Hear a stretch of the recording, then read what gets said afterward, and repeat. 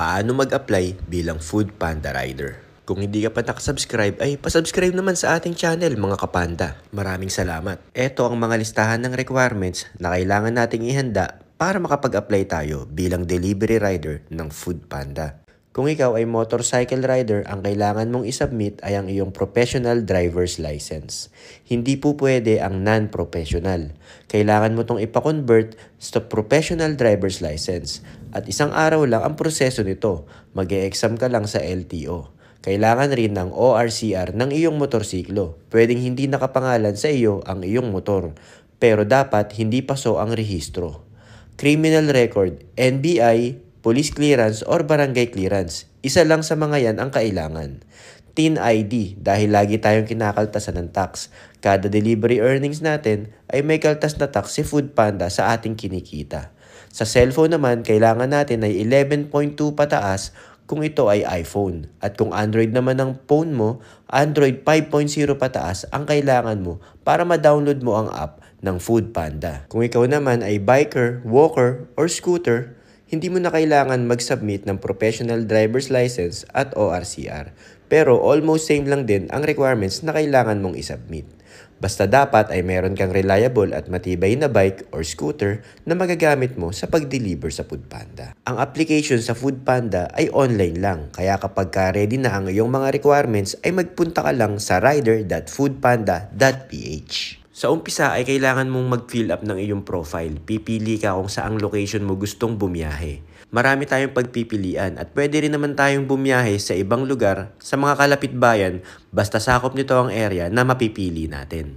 At kung sakali naman na ikaw ay Food Panda rider na at gusto mong magpalipat ng area, ay kailangan mo munang bumiyahe ng minimum 6 months sa isang location bago ka makapag-request ng change location. Pwede ka ring magpalipat from biker to rider or from rider to biker. Basta mamimit mo lang ang same standard or requirements na nire-require ng Food Panda. Kapag nakapili ka na ng iyong location, ay pipili ka rin kung anong sasakyan ang gusto mong gamitin sa pag-deliver. Pwedeng biker, motorcycle, or walker.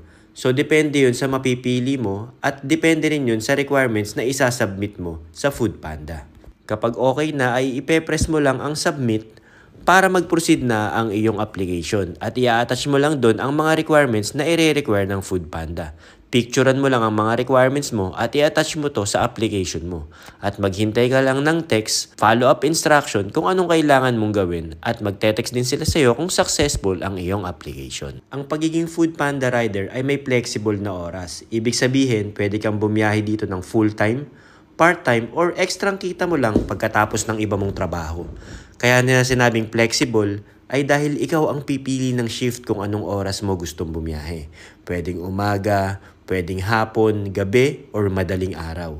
Depende rin sa available shift na available dun sa area kung nasaan ka.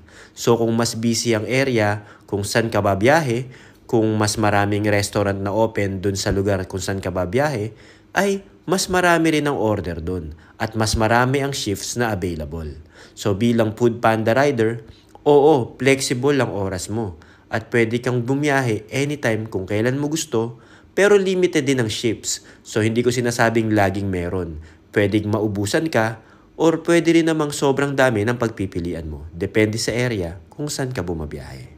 Kapag bumabiyahe ka na sa Food Panda, bawat biyahe mo at bawat delivery mo ay makikita mo kung magkano ang kikitain mo or earnings mo sa delivery na yon. Ang tip na yon ay pwedeng online tip na papasok sa wallet mo or pwedeng cash tip na bigay mismo sa iyo ng customer.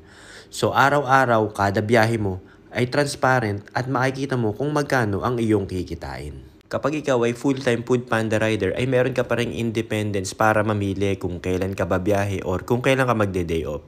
At kung meron kang ibang trabaho or nagde-deliver ka rin sa ibang delivery app, ay pwede mong balansehin ang oras mo at piliin mo kung ano lang at kung kailan ka lang babiyahe. Ang earnings sa Food Panda ay above minimum lalo na kapag nasa lugar ka kung saan maraming umu-order.